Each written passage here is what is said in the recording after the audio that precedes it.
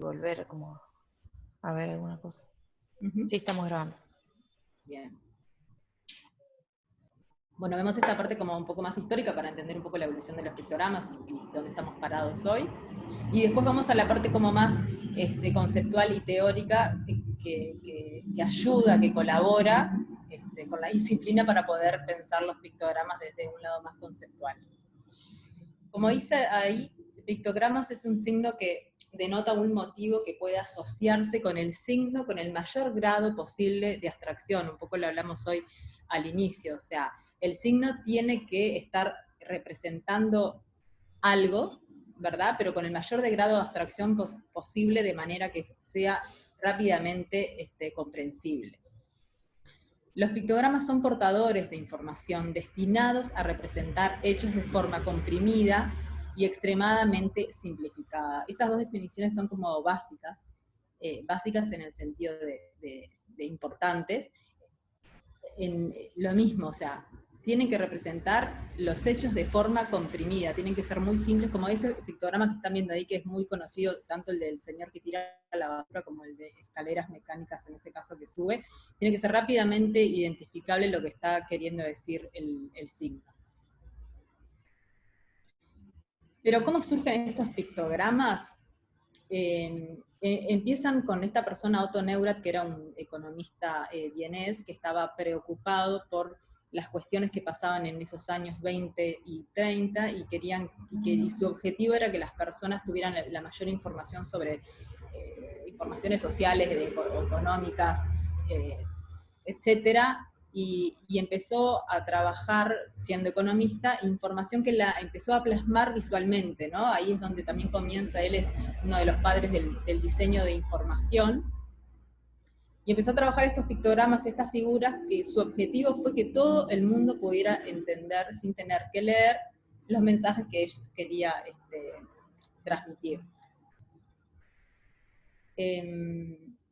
Eso fue un poco imposible, si bien inició como el trabajo respecto a los pictogramas, porque obviamente hay cosas que no todo se puede representar con pictogramas, hay cosas que sí, pero no todo se puede entender.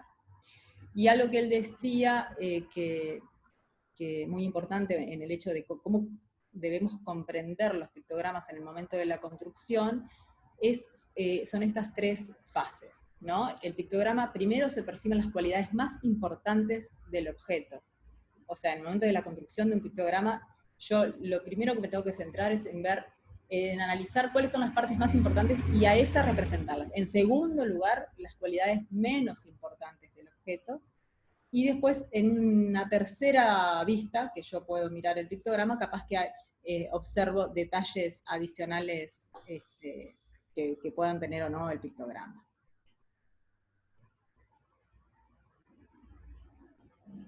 Este es un ejemplo de los trabajos de diseño de información que él empezó a diseñar. Y esto es importante porque acá también es donde comienza de alguna manera el diseño, el concepto de los pictogramas universales, de los diseños simples y limpios y universales, que lo primero que se tiene que entender es el mensaje sin tener ninguna cuestión de identidad decorativa o lo que fuera, ¿no?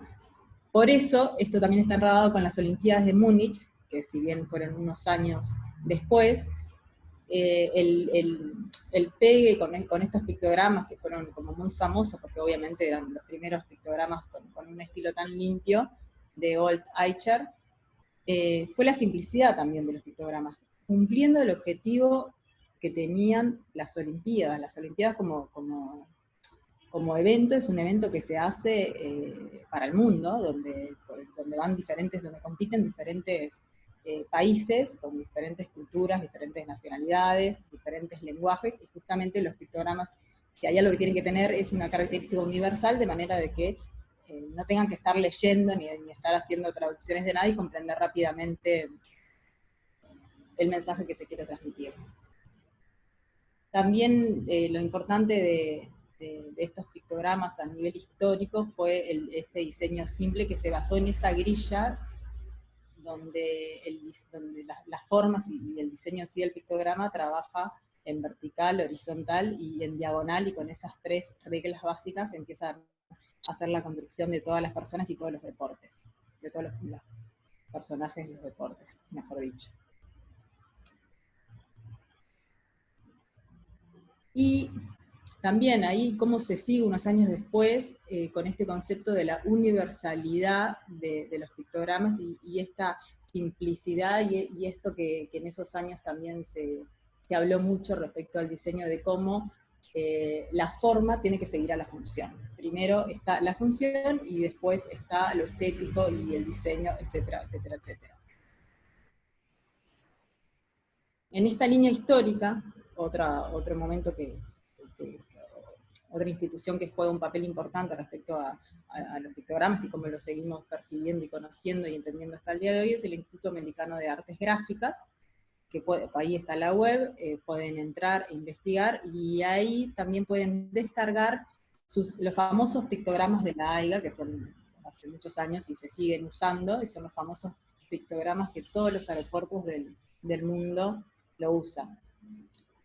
¿Cómo se da esta situación? Es un poco lo que le pasó a Otto, queriendo también empezar a diseñar pictogramas con el objetivo de que todo el mundo pudiera entender temas con imágenes visualmente sin tener que ir a la palabra.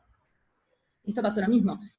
Tenían que rediseñar el sistema de transporte de Estados Unidos y bueno, para lograr íconos o pictogramas que fueran comprendidos por todos, empezaron a hacer como un análisis muy grande, una recopilación de información de todas las imágenes y tipos de señales que existían en Estados Unidos, y empezaron a hacer como unos tipos de focus group, que en ese momento no se diría focus group, pero y ahí empezaron a testear los diseños, ¿no? Empezaron a diseñar pictogramas y como las encuestas, ¿no? Que hacen como un testeo de alguna manera, es una muestra representativa de cuántas personas termina representando a la población. Bueno, esto lo mismo hicieron con el diseño, hasta llegar a diseños que iban siendo testeados en los focus group y todo el mundo comprendía lo mismo. Y así llegaron a este sistema de pictogramas que en realidad siguen siendo usados hasta el día de hoy. Y siguen siendo usados por la universalidad, porque se sabe que donde se coloca se va a entender lo que se quiere decir. Pero para contraponer esto, porque acá vivimos como una línea también muy, como les dije antes, que la forma sigue a la función, pasamos al metro de la Ciudad de México, y es importante este quiebre para entender cómo la universalidad que tanto Otto Neurath o los momentos de pictogramas de las Olimpiadas o este que acabo de decir, el de la AIGA, que obviamente se impuso y por eso son tan reconocidos, puede existir como otra cosa, y la universalidad se entiende desde el lado del contexto, ¿no? O sea, cómo nosotros tenemos que pensar el contexto y a quién nosotros le hablamos, y donde ahí es donde nosotros empezamos a marcar nuestra universalidad sin tener que pensar en la total globalización. ¿Qué pasó con México? Los pictogramas son del Metro de México, y fueron diseñados por un diseñador famoso que también después diseñó los pictogramas de las Olimpiadas de México, o algo así, no me acuerdo bien, y se basó en lugares icónicos donde se pasaban los cruces o donde eran las paradas de los metros de México. Y realizó estos pictogramas que en realidad son representaciones de cosas que existen en los puntos donde pasan las líneas del tren. Y esta decisión fue basada por las altas tasas de analfabetismo que en ese momento había en México. Entonces las personas, la mayoría no sabían leer, entonces por lo tanto hacer un sistema señalético que se basara en la lectura para la comprensión de cómo funcionaba el metro en México no era posible por la tasa de analfabetismo. Por lo tanto, se terminaron desarrollando este sistema de pictogramas que están basados en esos puntos, como ven ahí. Por ejemplo, el de la fruta es una feria famosa donde están esos canastos gigantes de fruta.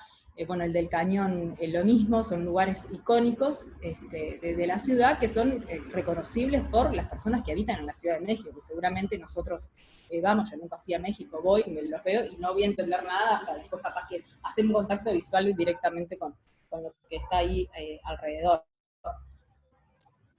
Lo interesante de esto es, ¿por qué lo contraponemos con lo otro? Es por lo que hablamos de la universalidad, o sea, esto en realidad tiene un fuerte carácter identitario que tiene que ver con México, o sea, la expresión de los pictogramas, el diseño, los colores, la línea, cómo trabaja, tiene que ver con el arte precolombino de México, se basó en eso, toma este diseñador las características y lo plasma en estos pictogramas que son una representación de un objeto, de un lugar puntual, de una feria puntual, de un monumento puntual que hay en ese lugar, ¿no? Tenemos una pregunta que hace referencia pregunta qué es el que está, lo que está arriba del cajón de las manzanas. Creo que es la estación de Pino Suárez, y en realidad cuando se estaba excavando para hacer el metro, se encuentra eso que era como obviamente súper antiguo, no me acuerdo el nombre, y bueno, obviamente se cuida, se conserva, y después representan el pictograma de ese lugar que descubrieron.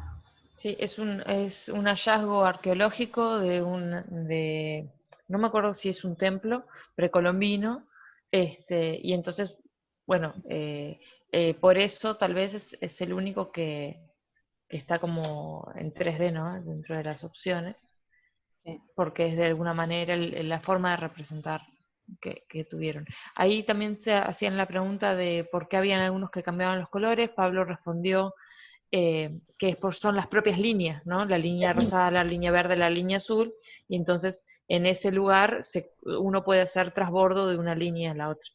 Es el cruce de líneas. Sí.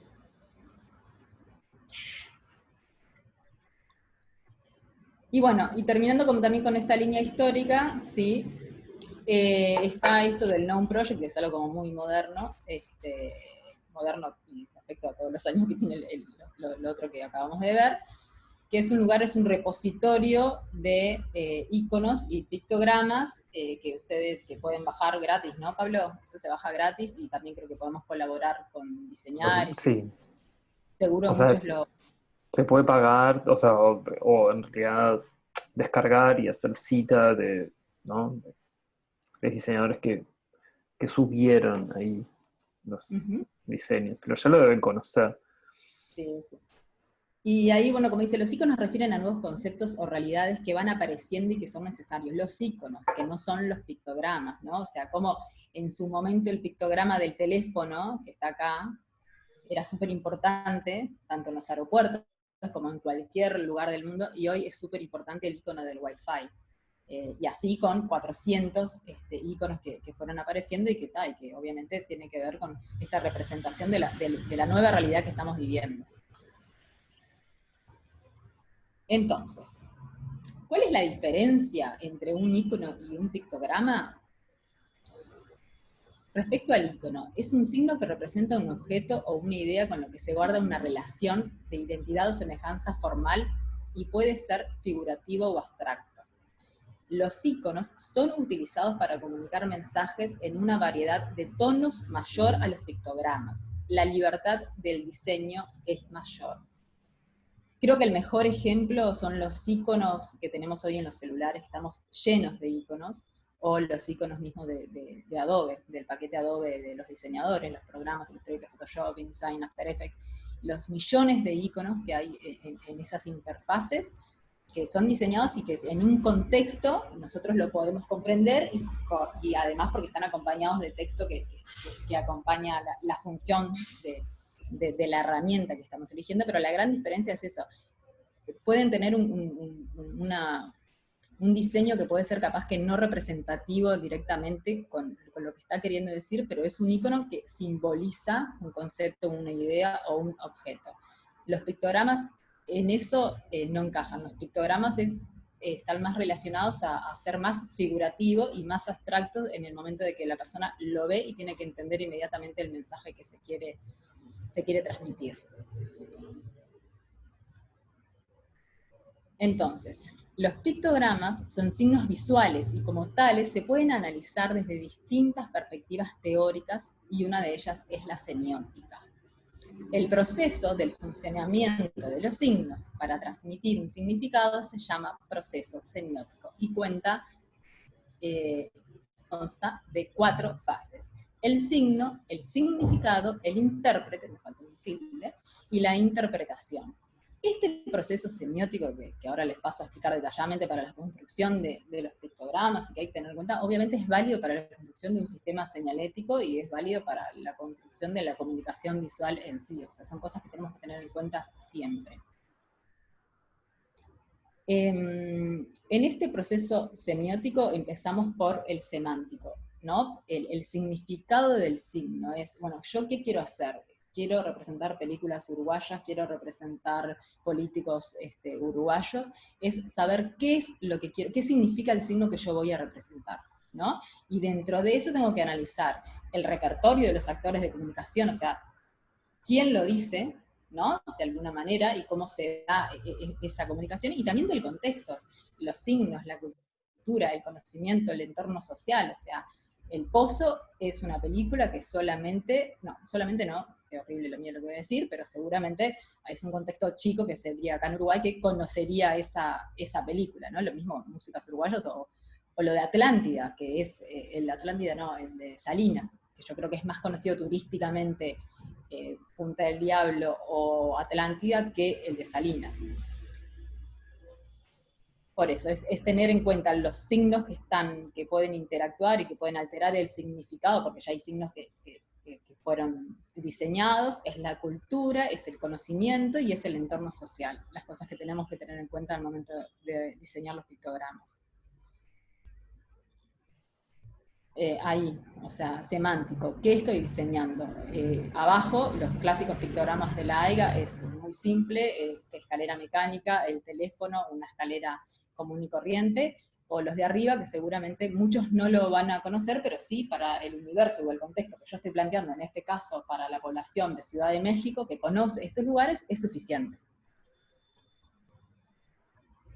¿Se entiende lo que digo respecto a la universalidad? ¿Tiene 2 caras o miles de caras y no es una cosa sola? Tiene que ver con el contexto y cuál es mi objetivo de lo que yo quiero transmitir. Ahí dicen que sí, el alcance, y después hay una reflexión que dice, ícono puede ser un pictograma, pero pictograma no puede ser ícono. Sí, Como que exacto. es un subgrupo más acotado, pictograma dentro de los iconos. El pictograma es muy específico y cumple una función muy específica y por eso también no usa, y hablando de la universalidad, y este es el ejemplo creo que más claro, que hoy lo decían, los pictogramas no llevan tipografía.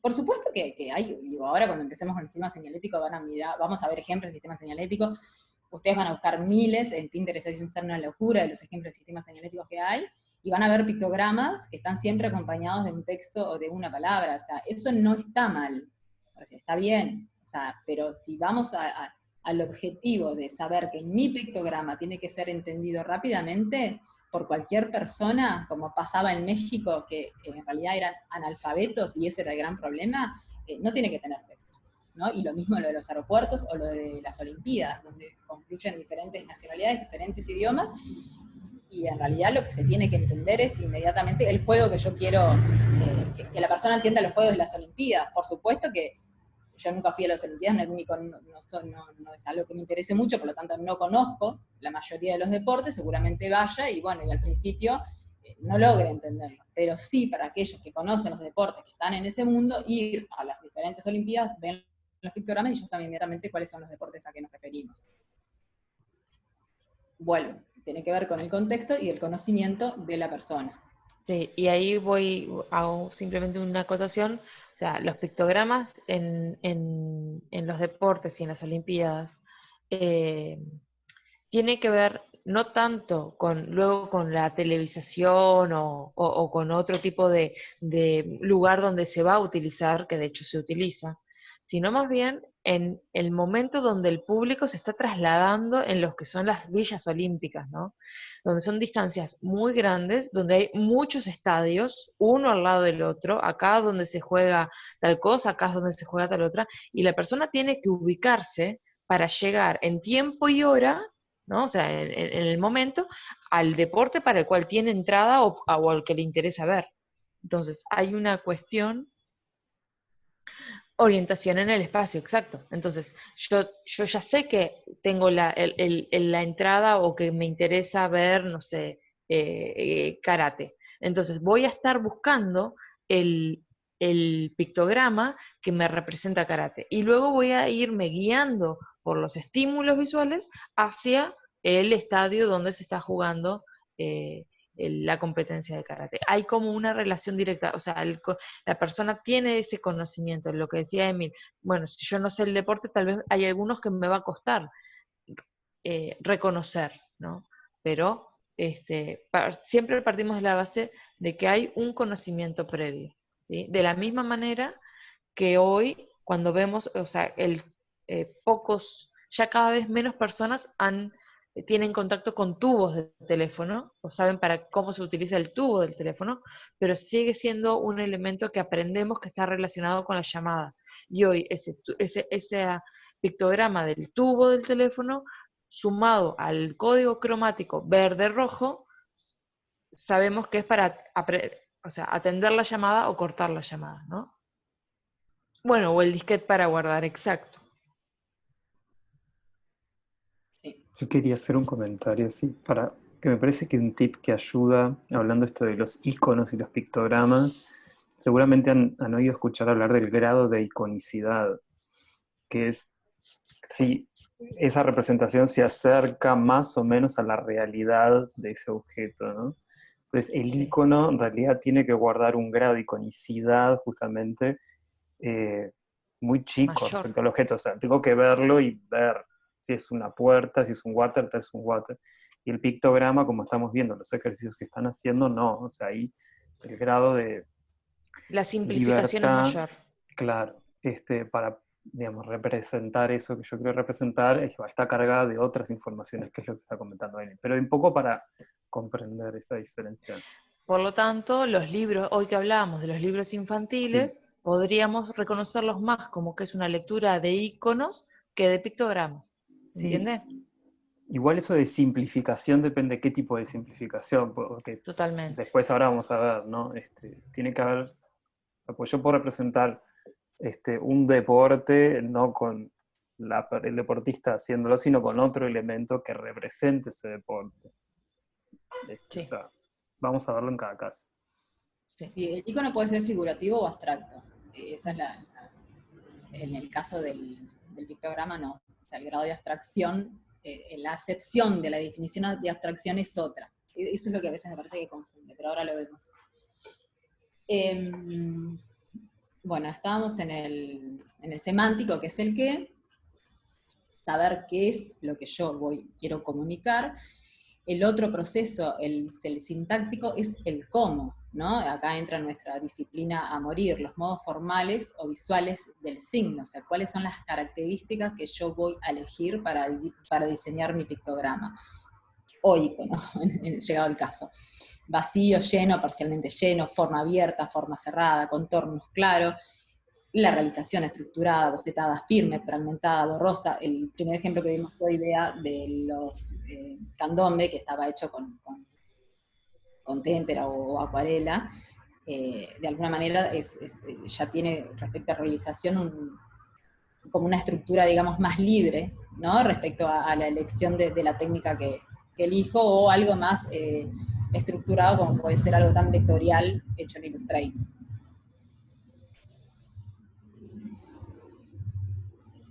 Dentro del cómo, o sea, de los modos formales, también entra la dimensión, el punto, línea, superficie, cuerpo, espacio, la cualidad, curva, angular, regular, irregular, libre, grande, chico. Los pictogramas de 25 watts que vimos hoy, lo mismo, o sea, tenían los del extremo ciertas características similares respecto a la línea, cómo trabajaba, y al vacío, cuando los personajes que están sentados en el muro estaban en color pleno rellenos. O sea, ahí ya estoy eligiendo una técnica que no es la misma que estoy usando en los costados. Bueno, son esos detalles que tengo que ir definiendo para que la familia de pictogramas sea coherente. Pero bueno, eso es el cómo, o sea, qué herramientas voy a usar, qué técnicas voy a usar para representar estos pictogramas. Bueno, este es un ejemplo, estos son los pictogramas de las Olimpiadas de 2012 de Londres. Que bien que nunca me gustaron esos pictogramas, pero es un ejemplo de que no son tanto sí, no sé, son raros, pero es una cuestión de gusto. Después, si nos vamos por eso es una cuestión de gusto, si nos vamos a analizarlo como diseño, y sí, hay cierto equilibrio, hay cierta composición que se mantiene en el cuadrante que ellos eligen, y bueno, y después tienen decisiones estéticas y técnicas en el momento de realización que se mantienen coherentemente en cada uno. Los que están de servicios higiénicos, lo mismo, ¿no? Los de arriba pleno, geométricos, los de abajo en líneas que no se cierran, que tiene cierta conexión, los de abajo son líneas sueltas, pero también usan el punto negro relleno. Bueno, son decisiones estéticas que se tienen que ir manteniendo de igual manera en la familia de pictogramas para ir manteniendo la coherencia. Esto es lo mismo, como un ejemplo de cómo se trabaja la línea azul y el color fucsia, ¿no? Como el color fucsia, ¿no? La mancha rosada, cómo trabaja de diferentes maneras en cada pictograma lineal azul. O sea, vuelvo, la mancha está usada siempre como mancha directamente, eso es un criterio que ayuda a que la familia se mantenga. El otro proceso es el pragmático, esto es importantísimo, el para qué estoy diseñando yo estos pictogramas. El pragmático habla de la relación del usuario con el signo, y lo habla en dos dimensiones. La primera es indicativo, es imperativo, es sugestivo. Indicativo, yo estoy indicando una información, en este caso, acá te estoy avisando que se puede fumar, está habilitado a fumar. Es imperativo, yo ya te pongo el símbolo de prohibido, también universal, y te estoy diciendo que no se puede fumar, te estoy dando una orden, digamos. Y el sugestivo, que bueno, en este caso los pulmones contaminados por el humo, te está haciendo, queriendo decir que fumar es perjudicial para la salud. La otra dimensión del pragmático, que tiene que ver la relación del usuario con el signo, es la situación y circunstancias del observador. Acá entra el ejemplo de México, ¿no? Bueno, era una población mayormente analfabeta, o sea, los diseños fueron pensados para eso. Los diseños de AIGA fueron pensados para que todos los aeropuertos, todos los países pudieran entender los pictogramas. Las capacidades mentales, las psicológicas, las físicas y el entorno. O sea, el entorno es fundamental, ahora después lo vamos a ver, ya pensar en la señalética en sí, ¿no? Que vamos a ir a lugares de espacios abiertos. O sea, en el momento que diseño eso, claro que tengo que tener súper en cuenta el entorno y las físicas respecto a dónde van a estar los carteles, cómo trabaja la luz, cómo trabaja de noche, si tengo un árbol, si tengo un edificio, si justo es un cruce complicado. Todas esas cosas son las que tienen que ver con lo pragmático y tienen que ver cómo trabaja, en este caso el pictograma, pero lo ampliamos la señalética en relación al usuario. O sea, es diseñar pensando en la ubicación exacta que lo voy a poner y en todas las variantes de uso que se puedan dar respecto a ese lugar y al público. Y acá llegamos es lo que decía hoy, a la acepción de la palabra abstracción. La definición de Costa creo que es súper importante para bajar a tierra también lo del pictograma. O sea, la abstracción es un proceso mental que pretende ignorar lo individual de lo que se observa para apoyarse más en la categoría a lo que lo observado pertenece. El pictograma se tiene que entender más bien como una categoría y no tanto como lo individual. O sea, inmediatamente la persona tiene que entender cuál es el mensaje que yo le quiero transmitir. Tenemos dos preguntas. La primera es, que tal vez tiene que ver con esto que leías recién. ¿Estamos mal acostumbrados a llamar íconos a los pictogramas? Sí, yo creo que sí. ¿Puedo responder? Depende de la Sí. bibliografía, pero en realidad yo creo que consensuamos en este taller que íconos le llamamos a esas cosas bien específicas, que el ícono del baño, que ya discutimos también, ¿no? Pero de la AIGA es este, ¿no? Y se representa de esta manera. O sea, son como cosas muy específicas. Podés llamar pictograma el grupo más amplio, digamos, de representaciones visuales abstractas. O sea, es como sería así un grupo dentro de lo que es pictograma. Y luego, otra Perdón, pregunta es, yo ahí discrepo. No, A no, ver, vos dale, porque capaz que no consensuamos. yo ahí o sea, en realidad, dentro de los iconos está el pictograma. El icono es el que tiene la libertad primero de diseño y después de interpretaciones múltiples. Esa es la gran variante del icono. El pictograma es el que no puede fallar. El pictograma es el que la función realmente se tiene que cumplir. Yo no me puedo dar libertad para diseñar un pictograma y ponerme loca y, bueno, y si se entiende o no se entiende. Sí. Perdón, pero ahí tengo una duda, porque Confundiendo, sí, ¿no? Claro. el tema de los iconos en lo que es digital es súper importante y tiene un único significado, no puede tener más de un significado. Claro. El no, grupo pero restringido. ahí está Lo el dije. tema, ahí también vuelvo a lo que dice Emil, es en tú recién decías, en lo digital no puede tener dos significados, pero ahí volvemos al principio. La pregunta es, si ese elemento visual que tú estás observando, ¿lo aprendiste porque entendés su significado o lo aprendiste porque te lo enseñaron? Y el caso de guardar con el disquete, para muchas generaciones, para mí, es un pictograma, porque yo usaba disquete y sé para qué es el disquete, y mucha gente mira eso, aprende qué significa guardar, ¿sí? Pero no sabe por qué, no sabe el origen, no entiende por qué esa forma representa guardar. ¿Se entiende? Entonces ahí ya no es un pictograma. Si nos ponemos estrictos en la función que cumple, ¿representa o no representa? Sí, sí. Pero me queda esa duda justo con eso que había dicho María Mil, con que tiene que realmente representar para poder Claro. entenderse. Lo mismo pasa con el icono del recortar, las dos reglas que recortan. ¿Quién usó el elemento de recorte de la regla? ¿Alguien alguna vez utilizó eso en armado en frío? O sea, ¿cuántos usamos eso? O sea, yo no lo usé, debo decir, ¿no? A mí me enseñaron a usar el programa y me dijeron, vale, si vos querés recortar, apretás este botón. Entonces asocié la función con esa representación, o sea, con ese dibujo, con ese elemento visual.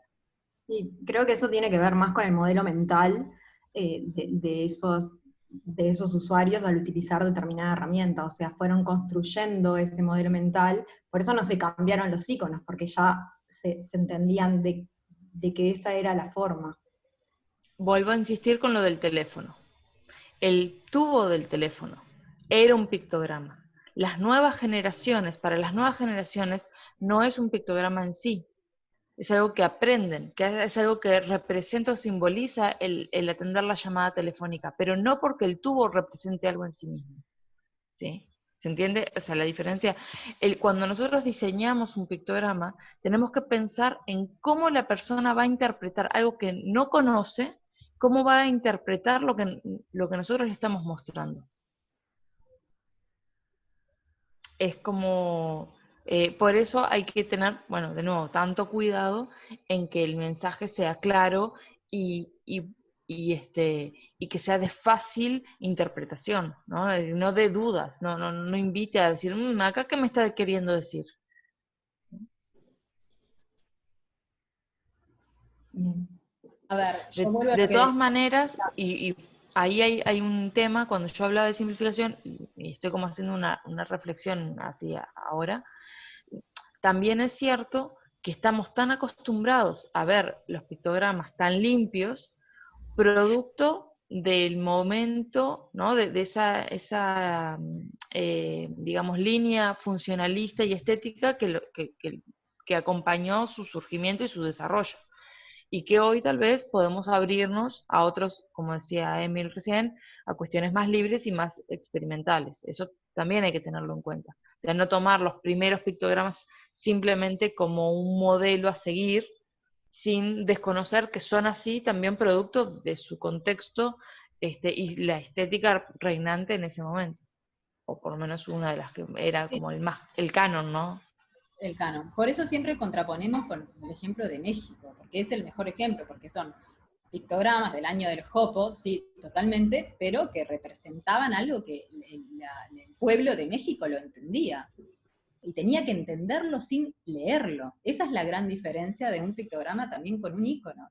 Los iconos que usamos en las interfaces de los celulares o de los programas tienen que ver con un contexto que la persona tiene un conocimiento previo, y si no lo está conociendo en el momento, y no se va a morir, ¿no? No se va a morir, no va a tener un accidente, no va a perder ni el tren, ni va a perder el avión, ni va a tener... ¿Se entienden? O sea, los pictogramas tienen que ver más también con esta inmediatez, porque siempre hay un objetivo que tiene que ver con eso, con la inmediatez. Es diferente a los pictogramas, a los iconos de las interfaces, que yo pongo el mouse o el lápiz por arriba y enseguida me salta un mensaje para aclararme qué es lo que estoy queriendo decir.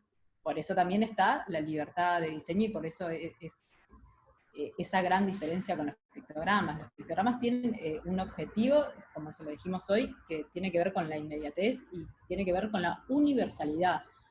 Pero cuando decimos universalidad, no estamos hablando de la AIGA y de ese tipo de diseño limpio, o de los diseños de Múnich, tan limpios que son comprendidos por todo el mundo. Sí, son comprendidos por todo el mundo porque eso lo necesitaba, pero los diseños de México son comprendidos por el pueblo de México porque ese es el objetivo.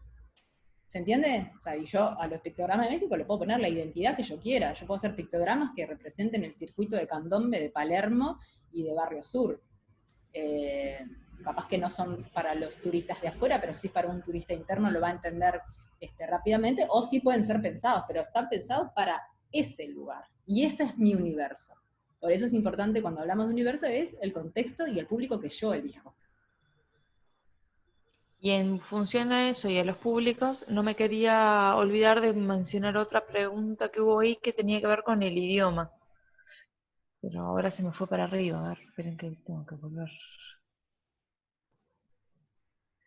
Que hablaba sobre el Joaquín idioma, ¿en qué preguntaba. categoría entra? ¿En la relación de usuarios con el signo? Y No, es ahí, ay, no me sale, de la diapositiva anterior. De lo pragmático decís, A ver, ahí, sí, de lo pragmático, sí. sí, Porque mientras vos hablabas de estos 5 puntos, sí. yo me imaginaba los pictogramas y la señalética en aeropuertos, bueno, que tiene que tener más de un idioma porque anda gente de todo el mundo. Y capaz que no sé en qué categoría podría ir. Sí, primero va en lo pragmático, pero el ejemplo ahora que decís es un muy buen ejemplo para entender eso. Sí, el idioma es re importante en un aeropuerto, porque confluyen diferentes personas de diferentes países. ¿Tá? Pero ¿por qué ahí es que también nacen los pictogramas como fundamentales que representan algo sin tener que ser leído? ¿Por qué los pictogramas de baño en un aeropuerto no dice baños? O sea, son los 3 iconos, funcionan, porque esa es la función del pictograma, como quiso Otto Neurath, Neurath, no me acuerdo el apellido bien, desde el inicio, que las personas pudieran entender con una imagen y no tener que estar acompañado de un texto. ¿Se entiende?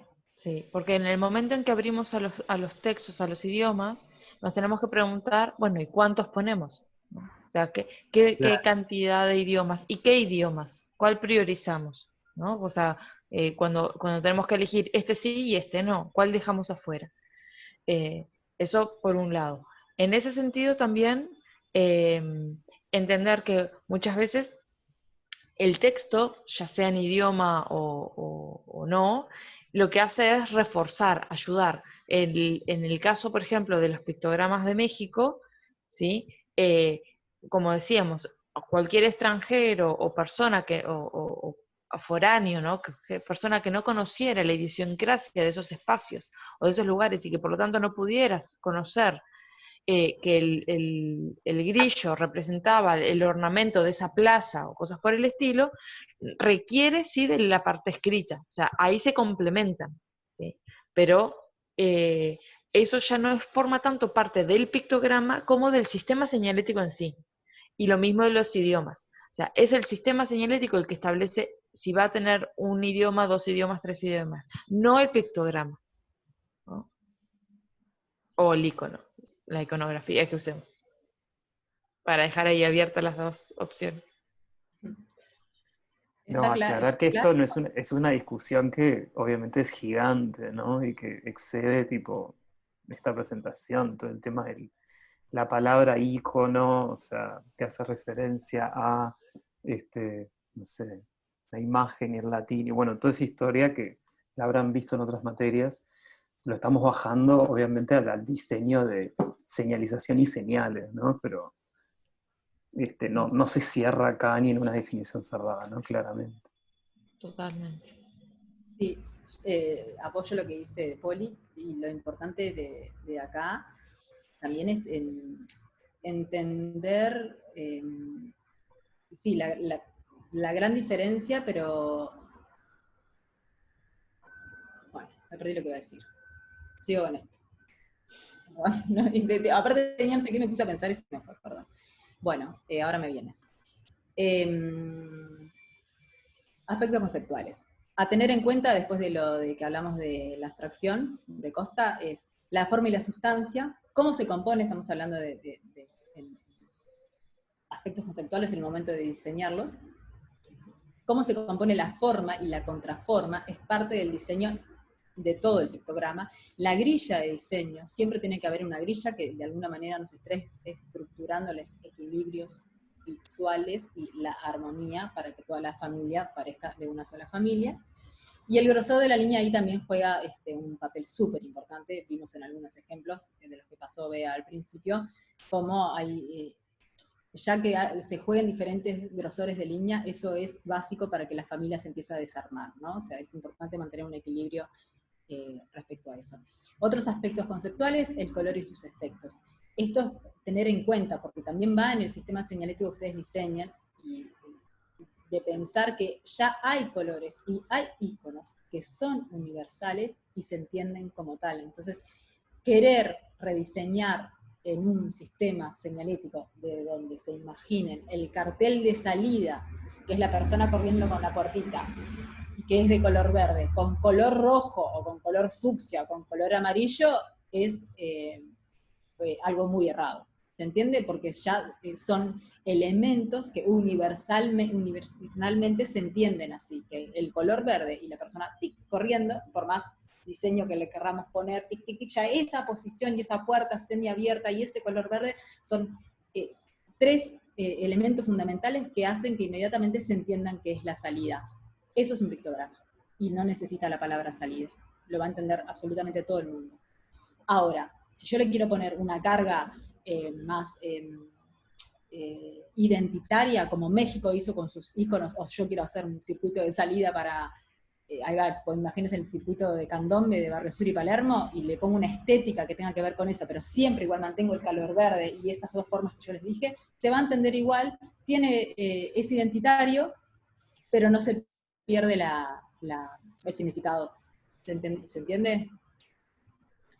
Dicho esto, lo mismo para los carteles de precaución, que por lo general son triangulares de color amarillo, o los signos de prohibido. El signo de prohibido es círculo, diagonal y rojo. A veces no se usa el rojo, pero sí es una forma muy característica para que la persona entienda que estoy dando un mensaje imperativo. Yo le estoy diciendo algo que no.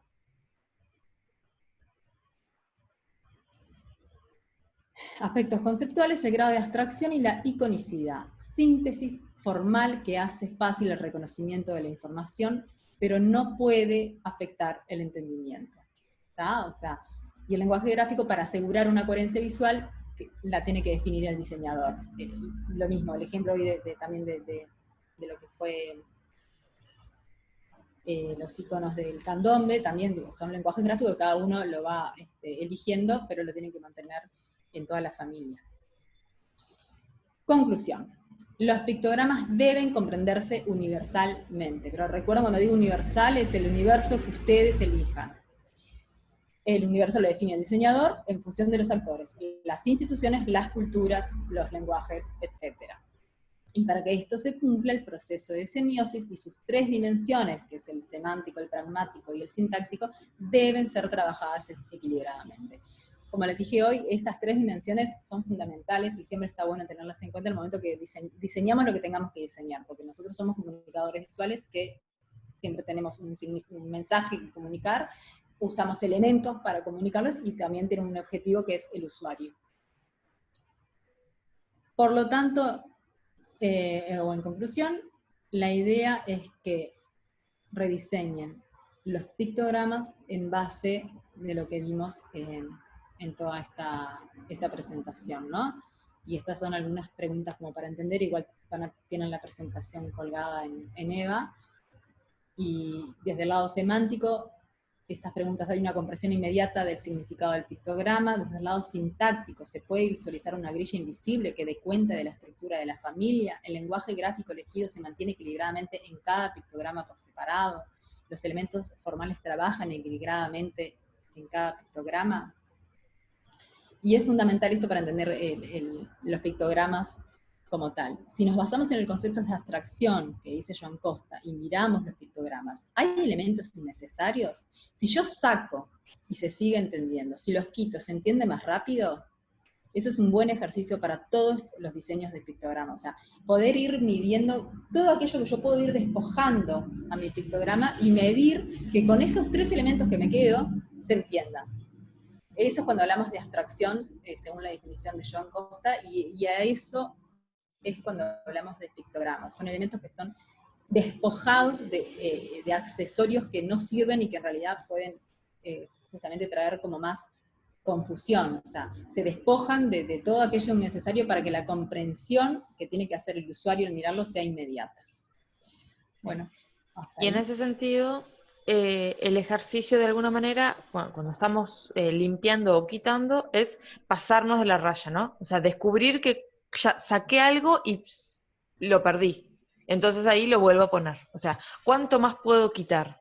Hasta que cuando quité algo que realmente perdí la lectura o el entendimiento. Entonces ahí lo vuelvo a poner y ahí sé que llegué al último escalón, ¿sí? O sea, básicamente esa sería como el ejercicio de tener cuidado. Bien, la idea ahora es, nosotros vamos a habilitar un Miro, no me acuerdo cuál estamos usando, Miro, Mural, Miro. Miró. Miro. Vamos a habilitar un Miro mientras ustedes trabajan, y la idea es que después de un espacio de media hora, ¿sí? Más o menos, lo que vamos a hacer es, van a subir a ese Miro digamos, el original, el que entregaron, sencillo, muchos subieron con texto, inspiré en tal cosa, quise representar tal otra. La idea ahora es subir solamente los pictogramas, el original y el rediseño, o sea, lo que les dio en esta media hora para avanzar, ¿sí? Obviamente no van a quedar acabados porque en media hora sabemos que es poco tiempo, pero sí queremos que pasen por ese ejercicio, de decir, bueno, analizo lo que hice después de esta presentación, ¿no? Y trato de resolver algunas de las cuestiones de las que se discutieron recién. ¿Está bien? Una duda, sí. ¿Alguien vio Belmonte? Hola. Hola, sí. No, yo puse que tenía una duda. Con Sí. respecto a la grilla, todos los iconos, todos los pictogramas, ¿tendrían que tener exactamente el mismo tamaño? O, por ejemplo, ¿no? Yo hice un tambor y hay otro que es una guitarra. Entonces, en realidad, en la vida real, digamos, tienen proporciones distintas, pero no sé si representarlo exactamente del mismo tamaño Entiendo. o Los bueno, no sé. objetos, o sea, los objetos reales de los cuales tú tomás el elemento, no es algo que tú tengas que trasladar al pictograma. Pero cuando hablamos del tamaño en el pictograma, nos estamos refiriendo a la mancha visual. O sea, que de alguna manera la mancha visual de cada uno tenga los mismos criterios. ¿Se Bárbaro. entiende? Sí, Sí, Es igual, a decir, mí me yo, genera duda sí, lo mismo, pero en la familia. Porque cuando yo miro en la familia, capaz que también tendría que respetar las dimensiones. No sé si me explico. exacto, en la familia lo mismo, claro. Es decir, yo puedo poner un pictograma de una flor y de un auto, ¿sí? Y los objetos en la vida real no tienen la misma escala para nada, pero hacer que coincidan en mi familia de pictogramas. bárbaro. ¿Ah? Porque la coherencia la doy por el tamaño que ocupan, por los elementos visuales que lo componen, etcétera, etcétera. La coherencia está desde ese lugar. No que en la vida real el auto y la flor nunca van a estar en igualdad de condiciones. ¿Ah? Bien. Bueno, si les parece, siendo las 20:30, 20:03, nos volvemos a encontrar 20:30 y les ponemos ahí 20:30, les ponemos acá en el chat el, el link del Miró y van subiendo los resultados. Luego de eso vamos a tomarnos un ratito para mirar los resultados, ver los avances, los cambios que pudieron haber. Después nos vamos a tomar unos minutitos de recreo, como algo que dijimos la clase pasada que iba a pasar, y vamos a cerrar con la presentación de introductoria a señalización y señalética. Y con eso terminamos el día de hoy. ¿Está bien? Sí. Genial. Hay como Vamos a varias, parar la grabación. hay varias preguntas que las voy